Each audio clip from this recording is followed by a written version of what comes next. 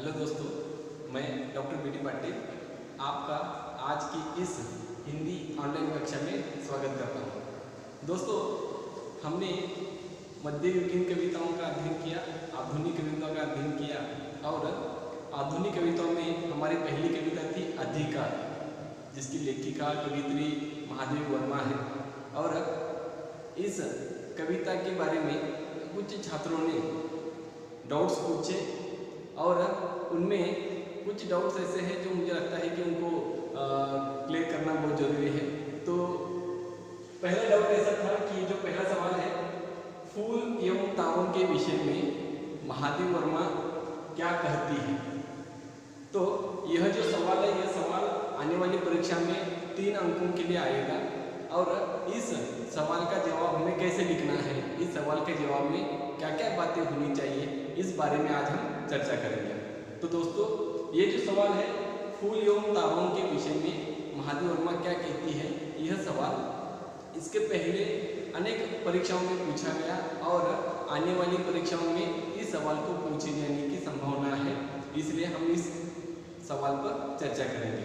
तो दोस्तों, महादेवी वर्मा जो कि छायावादी कवित्री है और जिन्होंने गौतम बुद्ध के दुखवाद से प्रभावित होकर कविताएं लिखी है। इस कविता में महादेवी वर्मा जो कविता उनकी अधिकार, और इस कविता में महादेवी वर्मा दुखवाद का समर्थन करती है। इस कविता में महादेवी वर्मा जो है वह दुख, वेदना, पीड़ा इसको अपनाने की बात कहती है। तो उस आधार पर यह कविता लिखी गई और महादेवी वर्मा कहती है कि हरेक को मिटने का अधिकार होना चाहिए, मर मिटने का अधिकार होना चाहिए। तो महादेवी वर्मा उस अधिकार की बात कर रही है, मिटने का अधिकार होना चाहिए। इस संसार में जो जो चीज़ उत्पन्न हुई है वह हर चीज़ मिटनी चाहिए, मिटने का अधिकार हर एक को होना चाहिए। महादेवी वर्मा कहती है कि मिटने में वेदना होती है, पीड़ा होती है, दर्द होता है और वह वेदना, वह पीड़ा, वह दर्द, हर चीज़ को उसका अनुभव होना चाहिए, हर चीज़ को उसका अनुभव लेना चाहिए। जिस प्रकार कोई फूल हो, जब वो खिलता है तो पूरे दिन भर वो खिलता है, मुस्कुराता है, तो उसको शाम होते होते क्या है, मुरझाना भी जाना चाहिए, मुरझाना आना चाहिए। ये क्या है, ये प्रकृति का नियम है। हम अगर ऐसे देखें कि समझ लीजिए इस धरती पर, इस प्रकृति में अनेक फूल ऐसे जो खिले हैं और वो कभी अगर मुरझाते नहीं तो फिर क्या होगा। उन फूलों के प्रति जो हमारे मन में आकर्षण है वो वैसे ही बना रहता। हम एक ही फूल को 4 दिन, 5 दिन, 10 दिन, महीना, 2 महीने, साल, 10 साल ऐसे देख रहे हैं किसी एक फूल को, तो उस फूल के प्रति हमारे मन में आकर्षण रहेगा नहीं ना। तो कोई भी चीज़ जब वो उत्पन्न होती है और मिटती है तो ऐसे चीज़ के प्रति क्या है, हमारे मन में एक आकर्षण होता है।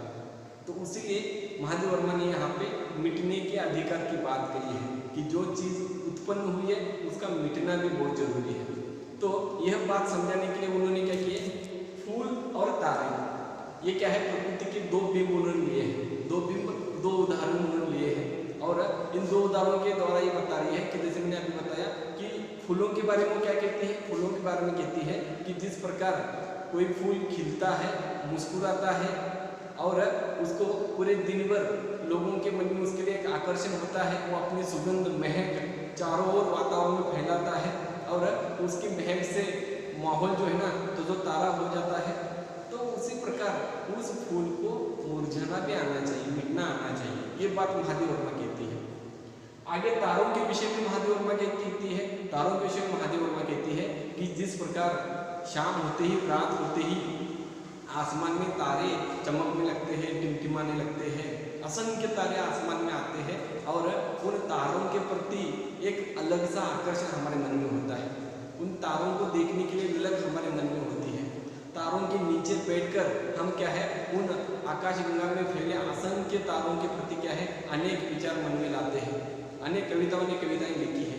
तो ऐसे असंख्य तारे जब रात में आते हैं, रात भर टिमटिमाते हैं और जैसे सुबह होने लगती है, सूरज का आगमन होने लगता है, वो तारे क्या है, बुझने लगते हैं, बुझ जाते हैं।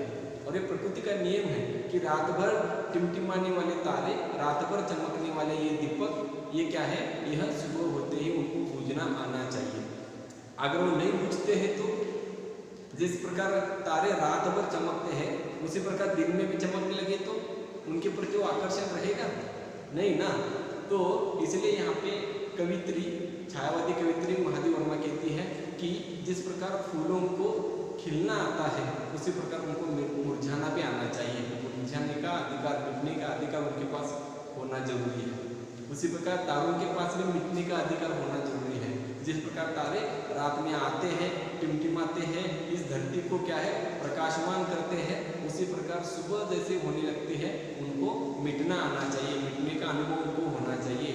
तो इस कविता में महादेव वर्मा फूल और तारों के बारे में यह बता रही है, दो उदाहरणों के द्वारा यह संदेश देना चाहती है कि मिटने का अधिकार हर एक के पास होना चाहिए।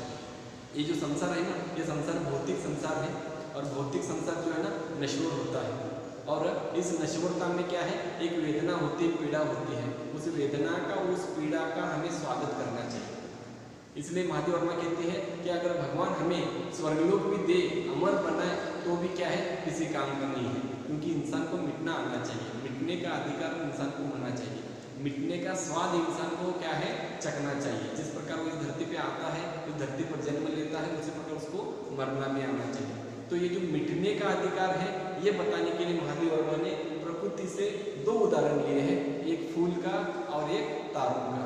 और इन दो उदाहरणों के द्वारा उन्होंने कहा है फूलों को जैसे मुस्कुराना आता है, खिलना आता है, मिटना भी आना चाहिए। और तारों को जिस प्रकार रात भर चमकना आता है, प्रकाशमान होना आता है, सुबह होते उनको मिटना भी आना चाहिए। ये मिटने का अधिकार हर एक के पास होना चाहिए। तो दोस्तों, इस तरह आपको 3 अंकों के लिए आने वाले सवाल का जवाब जो है ना, उसका विश्लेषण ऐसे लिखना है। उम्मीद करता हूँ कि आपको इस सवाल के जवाब के बारे में जो भी आपके मन में डाउट था वो क्लियर हुआ होगा।